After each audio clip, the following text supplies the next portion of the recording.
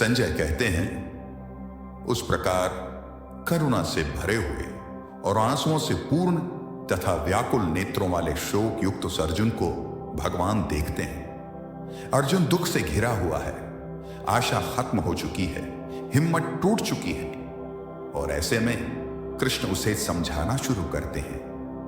जहां युद्ध का वर्णन होना चाहिए था, वहां दुख और विषाद का माहौल है। अर्जुन की आंखों में आंसू, मन में निराशा है। यह एक बहुत बड़ी हैरानी की बात थी। धृतराष्ट्र या संजय कोई भी इसकी आशा नहीं कर रहे थे। अर्जुन का दुख देखकर कृष्ण उत्तर देने के लिए तैयार होते हैं। दोस्तों, यही है गीता। अर्जुन या हम सब की शंका और ईश्वर या कृष्ण का ज्ञान।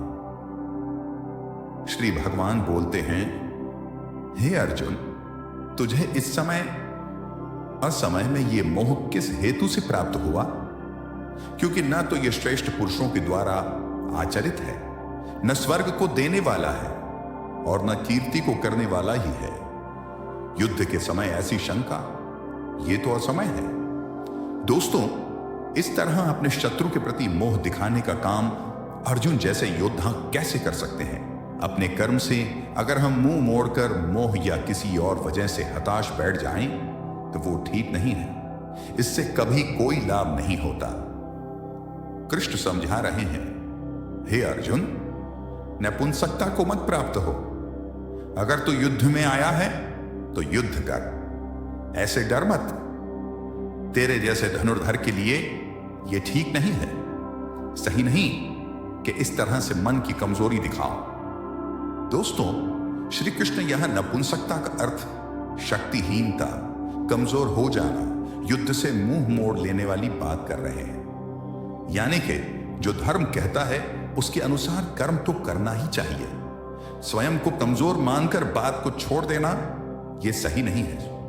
बुरे समय में अगर हमें भी जब आशंका सताए, यही बात हमें याद रखनी चाहिए कि मन की दुर्बलता छोड़ हमें सिर्फ उस कर्म के बारे में सोचना चाहिए जो हम करने के लिए आए हैं।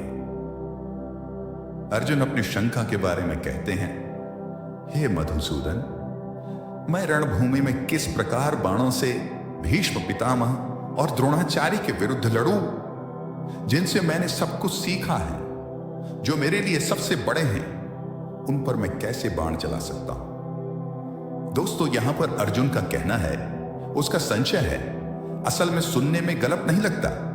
अर्जुन जिनकी पूजा करते हुए बड़े हुए हैं, अपने पितामह या अपने गुरु पर वो बाण कैसे चला सकते हैं? लेकिन युद्ध का तो यही काम है।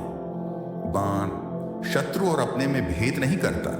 जब वो चलता है तो प्राण लेने के इरादे से, जिसे करने में इस वक्त अर्जुन असफल हो रहे हैं। अर्जुन की दुविधा गलत नहीं लगती जब वो ऐसा कहते हैं कि इन महानुभाव गुरुजनों को न मारकर मैं इस लोक में भिक्षा का अन्न भी खाना कल्याणकारक समझता हूं। यहां पर अर्जुन कहते हैं कि इन गुरुजनों को मारकर इस दुनिया में किसी भी तरह का लाभ ले लूं, उसका क्या मतलब है? अपने इन लोगों को मारकर उससे अर्थ और भोग, धन धान्य, ऐश्वर्य, ये सब तो मैं प्राप्त कर लूंगा, परंतु ऐसे भोगों से क्या प्राप्त होगा? दोस्तों, अर्जुन ही नहीं, दुनिया में न जाने कितने लोग ऐसे होते हैं जिन्हें लगता है कि परिवार भी न छूटे और मोक्ष भी प्राप्त हो जाए, परंतु ये तो संभव नहीं।